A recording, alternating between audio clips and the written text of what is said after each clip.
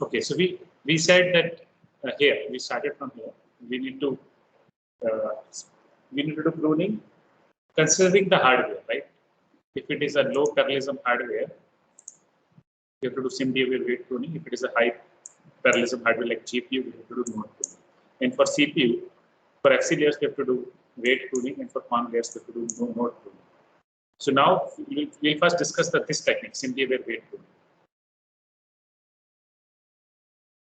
So here, first, the weights are classified into aligned groups of size equal to SIMD width. For example, on microcontroller, SIMD width is 2. On CPU, the SIMD width could be 4 or 8. So you have to create a group of 4 or 8 or 2, whatever number of weights.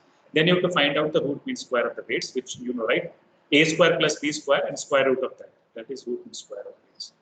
Now, instead of comparing individually A or B with the threshold, you have to compare this whole A square plus B square under root, this with the threshold. And then you have to compare whether it should be pruned or not. And then the pruned matrix is retrained, which is outside course for us. So let me show this how this is. So here, this is the traditional pruning, where we take, suppose, a threshold of 1.5.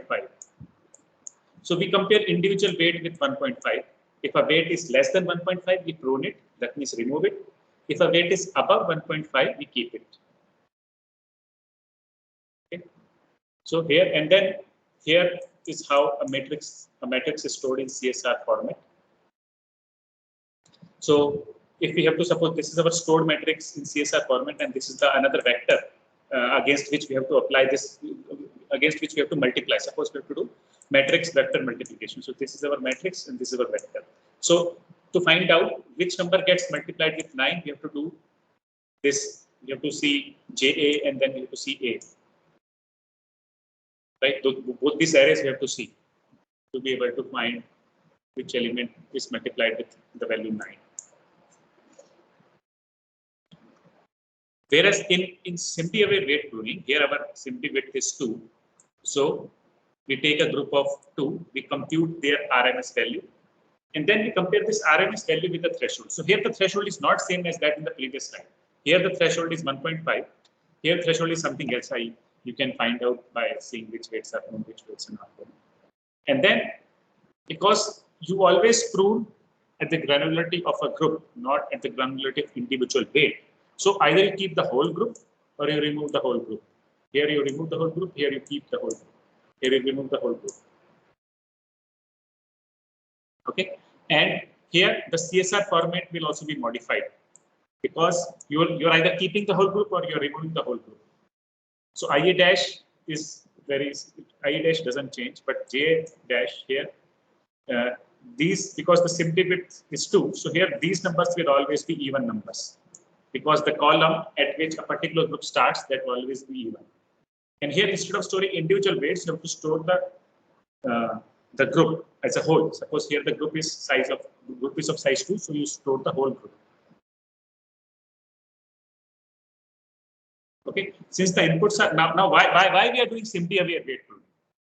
Because the inputs are present in contiguous locations, a single SIMD instruction is sufficient to load them. So you can load the whole, suppose this 0, 5 with a single instruction. Whereas if you were to do this kind of pruning here and you apply one SIMD instruction, it is only half effective, because one of the input is one of the weights is 0. Right here, one of the weight is 0 and this is non-zero. So you have to do half the computation. So that's why it is not very effective. Whereas here, of course, here it turns out to be 0, but suppose take the example of this one, like 1,7. Here, both of them are non-zero, but and we can multiply them with a single instruction. So with less number of instruction, we can do more work. Now let me explain this. So, so whenever you do pruning, you always have to retrain. Pruning and retraining are repeated till the accuracy of retrained dean and false below that of original. So that means you don't want to lose on the accuracy side. And modified CSR format is used where column index of only the first element in every group is stored. This reduces the model size. And layers with low redundancy or those with performance, those not offering performance benefit from pruning, they are not pruned. So this is a side point. You don't need to worry about it. Right? But this, so for the exam perspective, we have to understand how the modified CSR format works. And whenever we do pruning, you always have to retrain, prune and retrain, and then compare the accuracy. If the accuracy is acceptable, you stop pruning and retrain. But if the accuracy is not acceptable, you may have to again retrain it. So any questions here?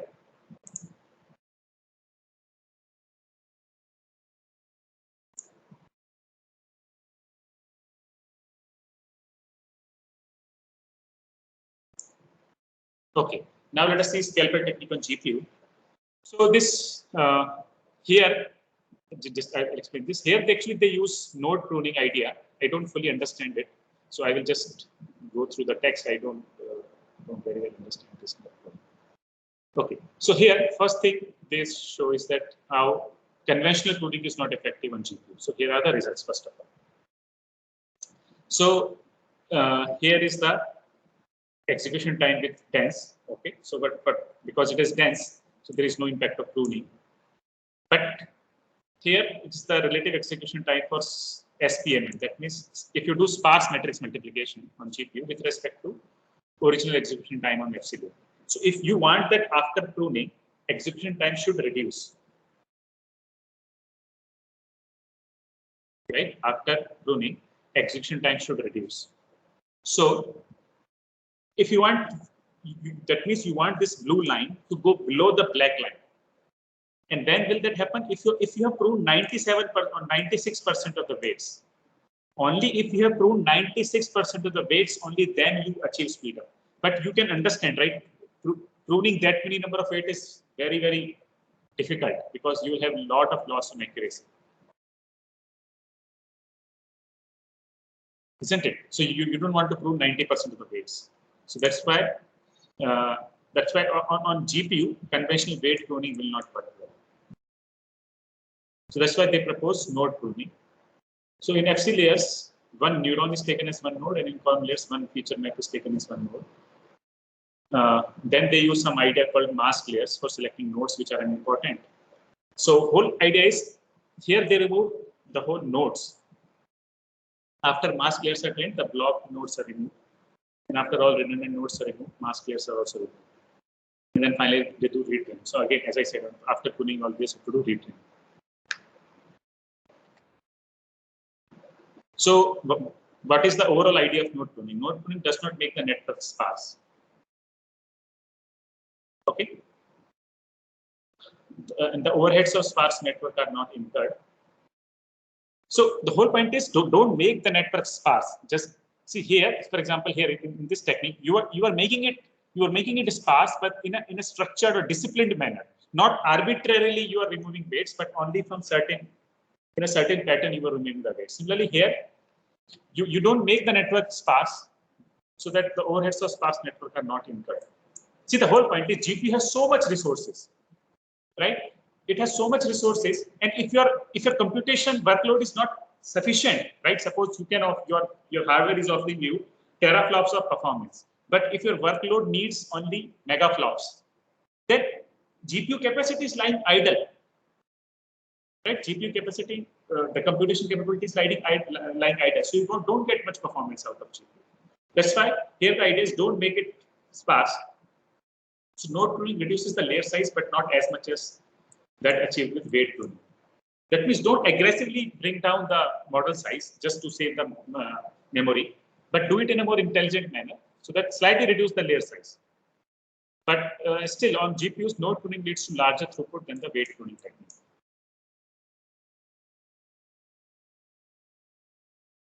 So any questions here?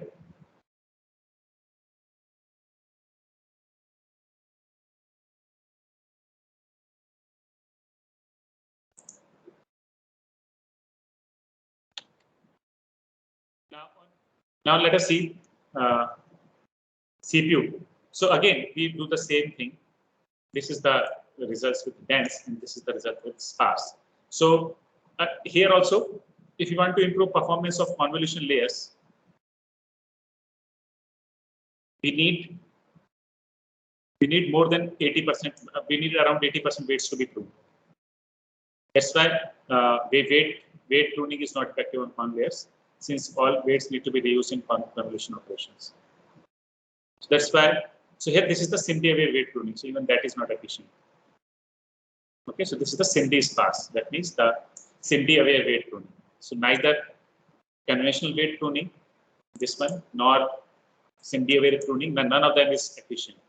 So that's why they have to use node pruning on conv layers, because it keeps regular structure of weight matrices. Whereas on FC layers, okay, here you can see that on FC layers, this is very effective. Even for a very small, just if you prune 3% of the weights, here it is actually 3%. That means if you just prune 3% of the weights, you get lower execution time than that of the dense layers. Like this is the black one is the dense, that means the execution of dense layer. So even if out of so many weights, even if you prune just 3% of the weights, okay, you get lower execution time. Here, so percentage of the weight need to be removed for speed up decreases from 52% to just 3%. So here, this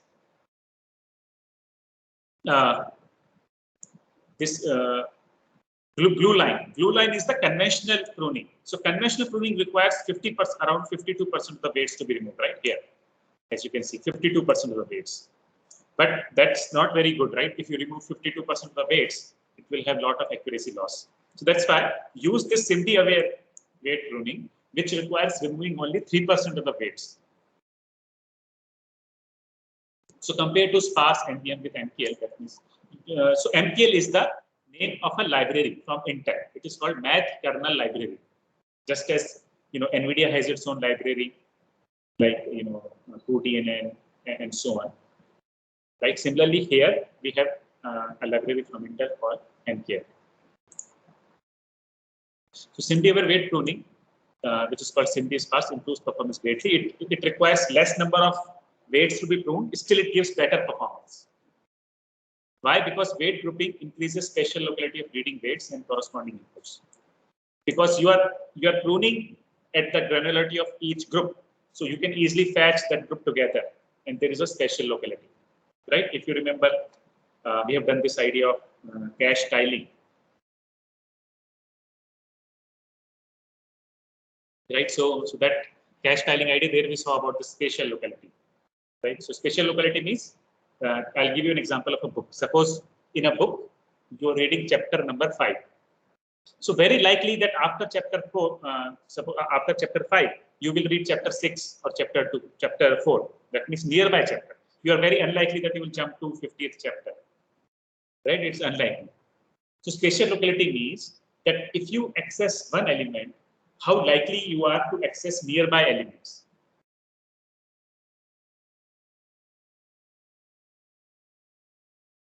Okay, that is the idea of spatial locality.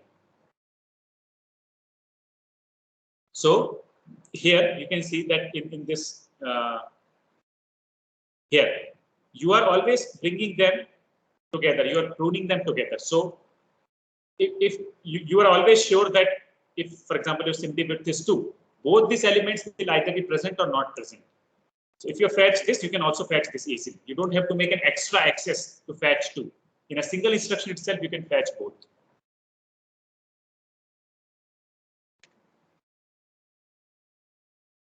Okay, so this is for FC layer, SIMD-aware weight pruning is performed because it is highly effective. Now, any questions before I go forward? So, just to remind, this scalpel paper, we will not ask in the exam because all the research papers, whichever research papers I discuss, they will not be asked in the final exam. We will just give you homework based on that. But this idea of how do you do, scalpel pruning, this SIMD-aware weight pruning, given a matrix and given a threshold, what will be the, and given a SIMD width, what will be the prune matrix after if you do SIMD-aware weight pruning, and how will you store it in a modifier CSR format. So that part will be there from this presentation, in the final exam. Okay. Any questions?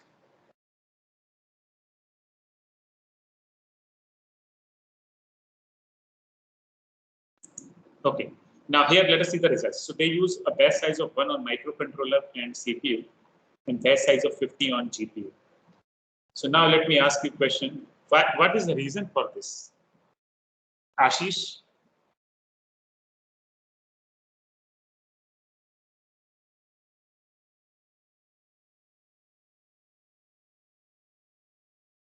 Suman? Naveen? Hemkant?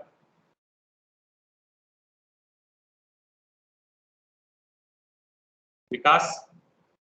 Subham?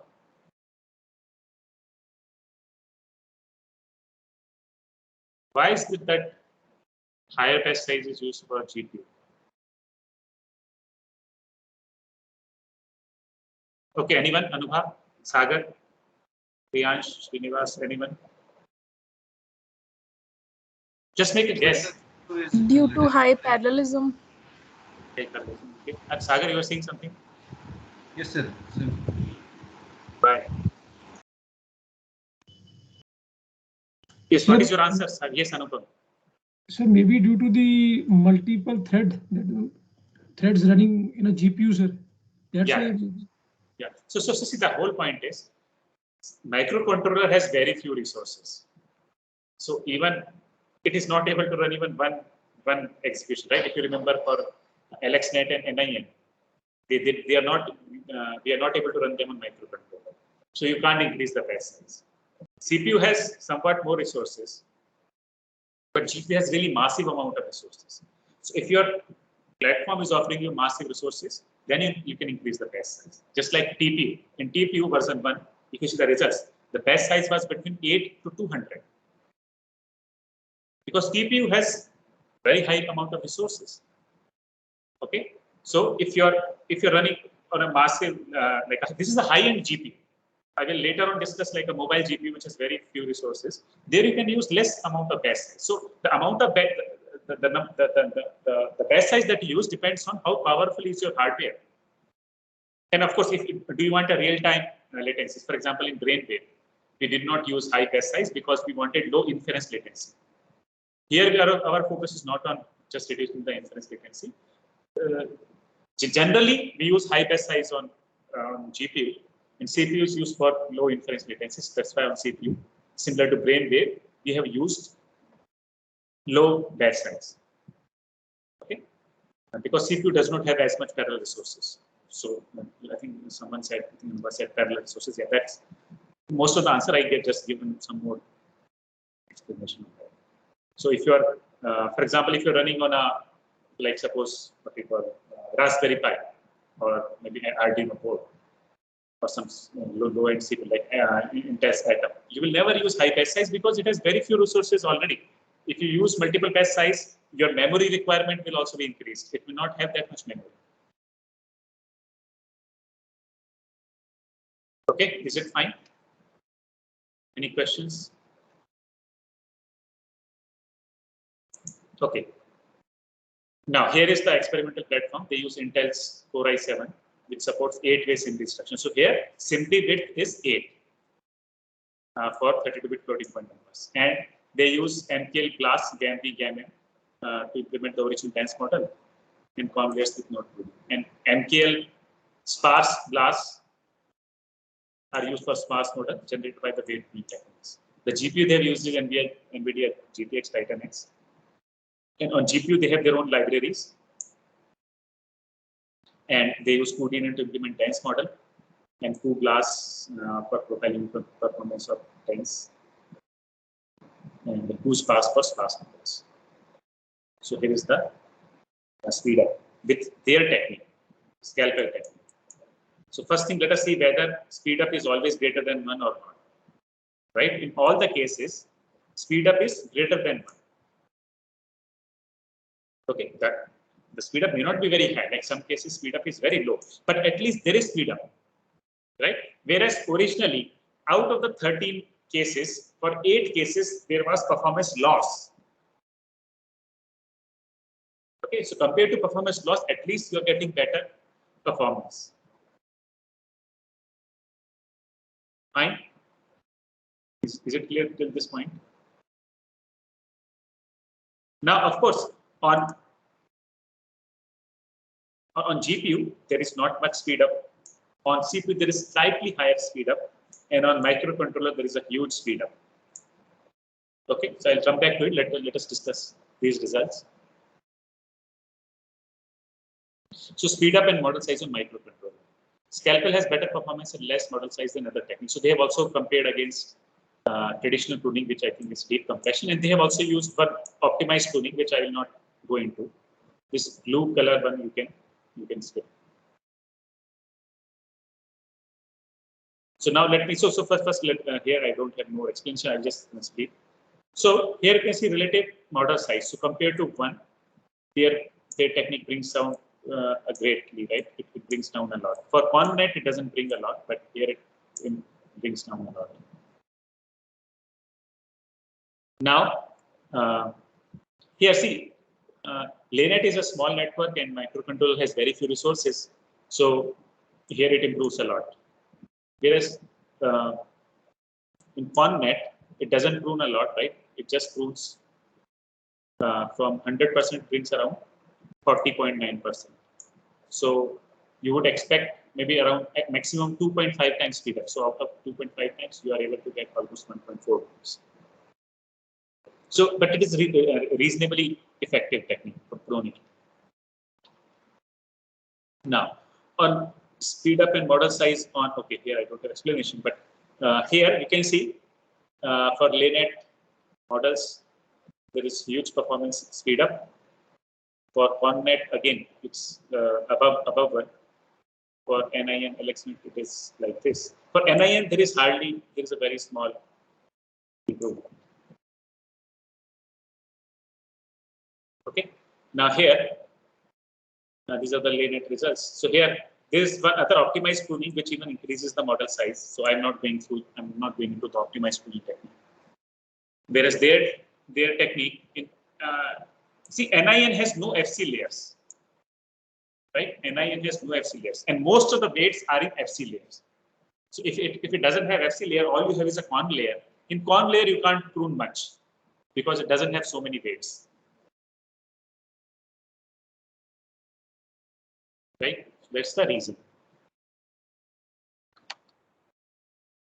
So this was microcontroller. So here you can let me go back to this result. So here for this network, it is huge improvement. So as you can see, it also depends on the type of each network. Some networks get a lot of improvement. Some networks get less improvement, depending on how much, to what degree are they pruned, and what are the dependencies between different operations. Now let us see the results on GPU. For LANet, here LANet 300. Speed up from Scalpel is low because LANet has very small size, right? When you have such a massive amount of massive GPU and you are running a very small network on that GPU, there is not much scope for improvement. It's difficult to map computation efficiency in GTX because you need high amount of parallelism. If your computation is very less amount of computation, and you are running it on a massive supercomputer like thing, so you can't use all the supercomputer resources, so your performance will not increase. Also, a small change in matrix size leads to large difference in the matrix styling strategy in class. So it is not able to cope up with that change. And okay, so for NIN, again, it is improving. It's improving the performance. For LXNet also, it's improving the performance. ConvNet also, it's improving the performance. And for NIN, as I said, there is not much reduction in the model size because it doesn't have FC layer. For LXNet, it doesn't prune as much. So you can see that the conventional compression techniques, the conventional pruning techniques, they will reduce the model size a lot. Still, they will not improve the performance a lot. Whereas their Scalpel technique, although it doesn't reduce the model size much, It doesn't reduce the model size much, but it improves the performance a lot. Okay, so that's the idea. So scalpel pruning does not lead to accuracy loss compared to original DNAs.